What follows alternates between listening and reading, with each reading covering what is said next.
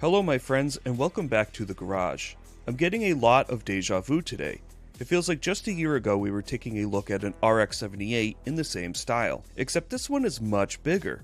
That's right, today we're going to be taking a look at the Fat Cat 1100 Gundam.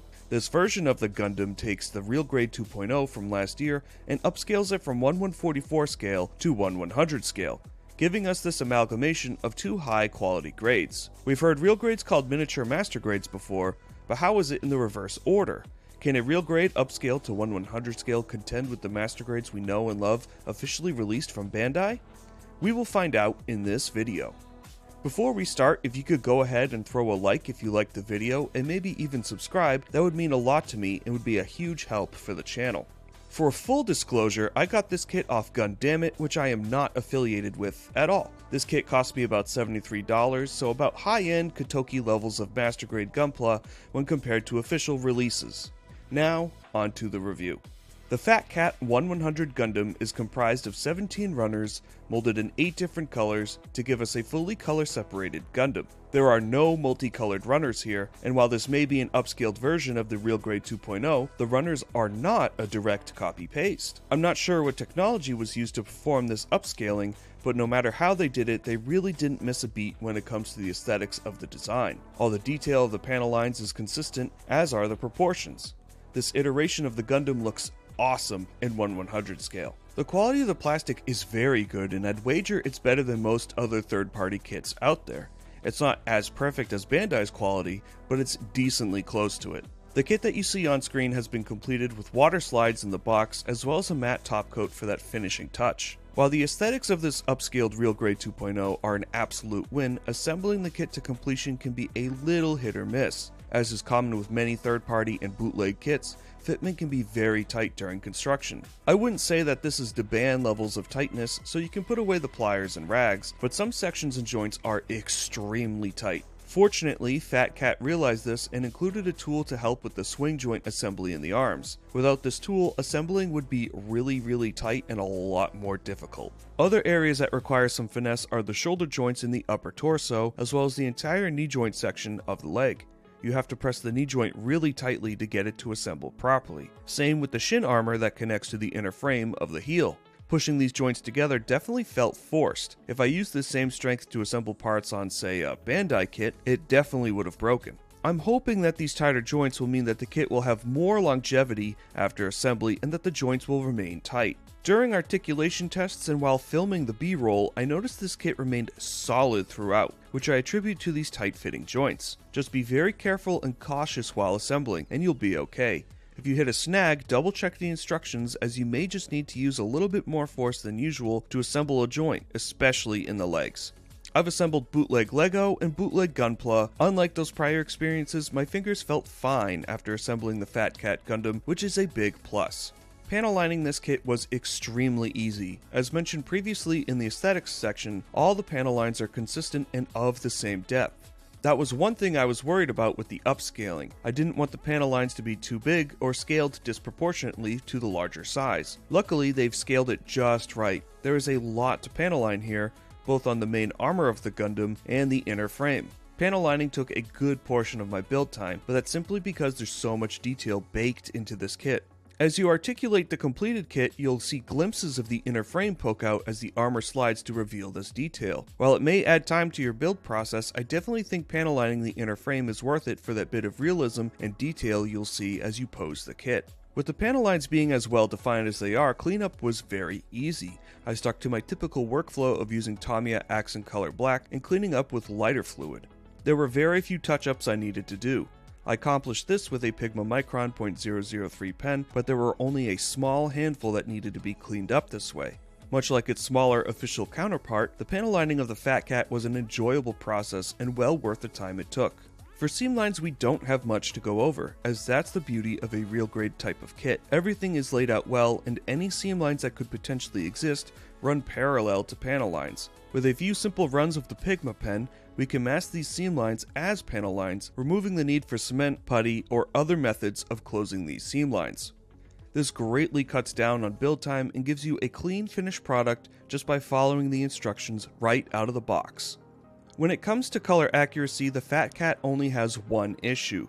The translucent canopy on the second core fighter is the same pink color as the beam effects. Because there are no multicolored runners, there's no chance for this card to be molded in a crystal clear color. If you want this canopy to be color accurate, you're going to have to recast this part, which is a much more advanced modeling technique. Even though this canopy is the wrong color, this is still an improvement over the Bandai release, as there was no way to display the Gundam and Core Fighter together out of the box with the original Real Grade 2.0 release. You'd have to buy a 3D printed core block. I'm thankful this was included, as it was an aspect of the Real Grade 2.0 that I found disappointing. The Gundam itself, however, is fully color accurate, and the blend of the white armor with gaps in it allows the dark gray and light gray of the inner frame to poke through, resulting in a wonderful contrast of colors that livens up the design. There is a foil sticker sheet included, which I didn't end up using as I really don't like foil stickers, but nonetheless it is here if you wanted to use them. In addition to the foil stickers, we have a sheet of real-type waterslide decals. This complements the contrasting colors of the frame and armor really well. The decal scheme is the same as the original Real Grade 2.0, and I had absolutely no problem applying these decals. They lifted off the paper within 6 seconds of being in warm water and didn't give me any issues with shriveling or tearing. Not only do these decals make the kit look complete and finish that realistic flavor, it's also nice that these were included, as decals for other 1/100 scale RX-78 Gundams may not have fit this newer design as well. The nub placement on the Fat Cat is a little bit of a downgrade over its real grade counterpart. The nubs on a lot of the inner frame pieces are extremely thick. For this kit, I used the 2-cut method to whittle the nubs down, but I ended up using my razor, sandpaper, and an X-Acto knife for a lot of the finishing. Although many armor pieces are undergated, they're located in spots that are tough to reach with your nippers, so you'll still end up needing to sand these undergated nubs anyways, because these nubs need to be flush for a clean assembly. This is definitely a kit I would recommend taking extra time to sand those nubs down. It's very easy to scar the plastic here, especially on the darker colors like the inner frame or on the bazooka.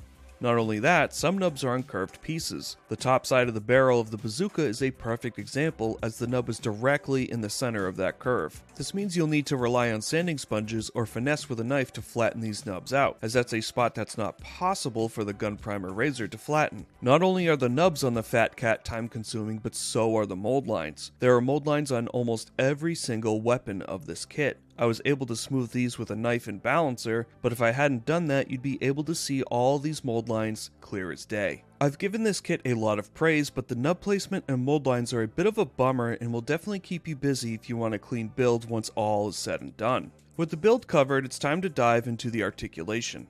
The head is on 2 swivels, one in the neck and one in the head, as well as a ball joint at the base of the neck. This allows the Gundam to look upwards and downwards for 85 degrees of motion. The ball joint also allows the head to rotate 360 degrees. The torso has 2 swivels in the abdomen, allowing the Gundam to crunch forward 50 degrees, which is impressive for an RX-78 too. The waist also expands with the crunch, giving you more lean forward as the skirt swings forward when you crunch. The articulation for the swivel in the middle of the abdomen tended to get stuck, so I had to give it a little bit of help from time to time. It's a really tight joint. You can swivel the body 360 degrees at the waist, but you may need to pull up on the swivel a little bit to clear the skirt armor.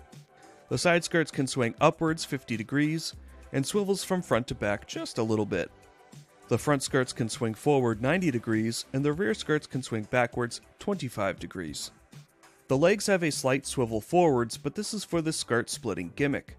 There is also a slight drop to the leg joint as well, which is really stiff on my copy of the kit. I kind of prefer that, as it gives the joint a lot more stability. Finally, there is a left to right swivel in the torso for about 40 degrees of tilting motion in either direction. With the front skirts out of the way, the Gundam can kick forward 90 degrees. With the side skirts out, the legs can split 70 degrees, but if we drop the legs, they can split a full 90 degrees flat. The leg can kick backwards 40 degrees, and there is a 50 degree left to right swivel in the thigh. The knee is double jointed, giving us a leg compression that almost touches the thigh to the calf. This also really shows off the nice armor splitting gimmick. The rear ankle armor can open up, allowing the foot swivel to articulate more, which gives the ankle 60 degrees of swiveling motion front to back. The foot can swivel left to right 60 degrees in either direction. The foot can also tilt left to right 35 degrees both ways. The shin armor can tilt up and down just a little bit. There are 2 swivels in the foot, one in the middle and one in the toe, giving us a nice bend of the foot for some dynamic crouching and running poses. The arms are on 3 swivels in the torso, one for upwards motion to give us a full T-pose, one for an outward motion to bring the arm out of the torso and allow us to use the third front to back swivel more effectively.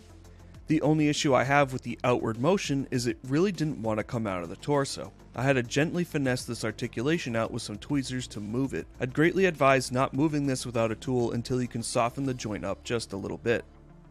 With this joint open, we can swivel the arm forwards and backwards a decent amount. The arm can swivel all the way around 360 degrees at the shoulder.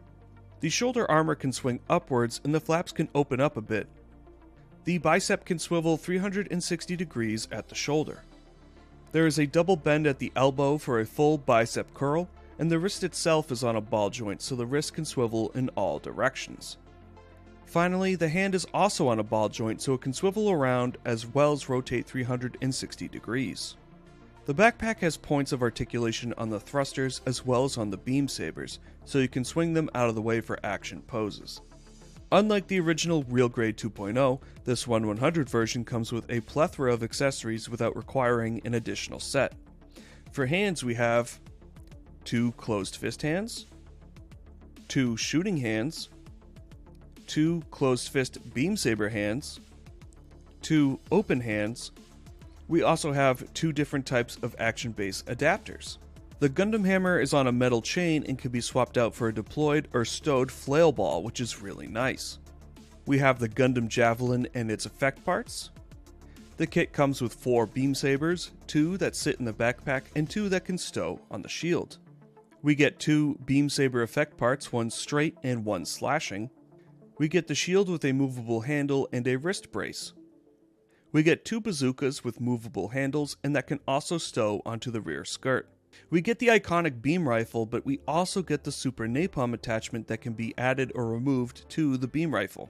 Finally, and certainly not least, we get that second core fighter I mentioned earlier, so we can display the Gundam with the core fighter at the same time. The core fighter is able to transform into the core block, however with this kit coming with 2 core fighters, there's really no need to ever disassemble the core. One core fighter will effectively live in the belly of the Gundam for the rest of its days. However, if you want to play around with the Gundam and have the core fighter fold up and dock with the Gundam, you could absolutely do that. The posability of the Fat Cat Gundam is excellent. It's able to articulate in all the same ways as the original Real Grade 2.0. Even though the torso to shoulder joint made me a little nervous, the kit ended up articulating really well and allowed me to pull off many poses, both new and iconic. Building this kit again but in 1/100 scale really made me appreciate the wonderful engineering Bandai put into the original. This has got to be one of the most articulate RX-78-2 model kits that we've gotten to date, and it holds these poses so well. Even with the heavier weight of this scaled up payload, the Fat Cat remains solid throughout any pose I threw at it.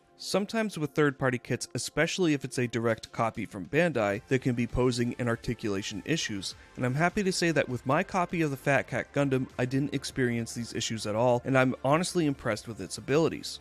This might be heresy to say, but I even enjoyed articulating and posing this kit more than my Master Grade 3.0 Gundam, and that's coming from someone who's a Bandai purist. That definitely means something.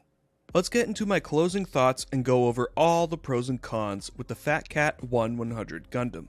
We're going to start with the cons.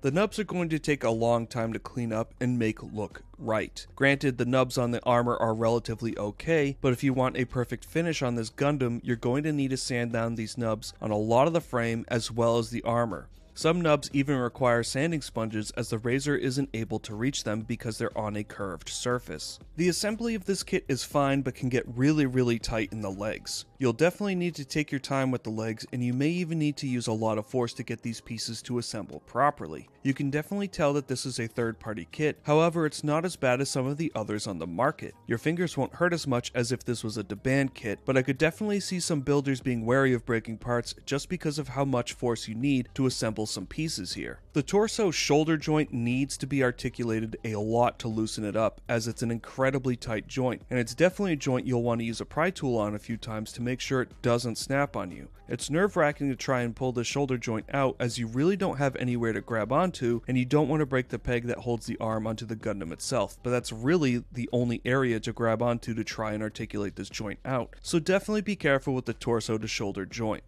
Now onto the pros. Despite one joint that's difficult to pull out, the Gundam itself has a high degree of articulation, flexibility, and therefore posability.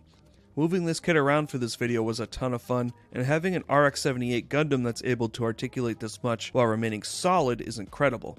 The kit feels great in hand, and it's a really solid, capable kit. This kit comes with the whole Gundam as well as an expanded weapon set and a second core fighter. This plethora of accessories is basically the full loadout of the original Granddad's weapons, so it's great to get those here in this revamped design in 1/100 scale. The addition of waterslide decals that are easy to work with is a huge plus, as it really completes the look of the Gundam in its realistic design stylings. This is how I would anticipate the Gundam to look if Lockheed Martin was to create one in real life.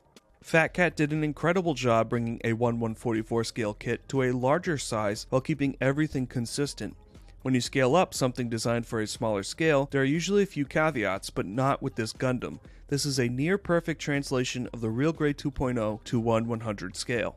I am a massive fan of Bandai and their Gunpla model kits, but I'll occasionally step outside of the box when I see a kit that really intrigues me. I knew the Real Grade 2.0 was a phenomenal kit and one of my favorite Real Grades of all time.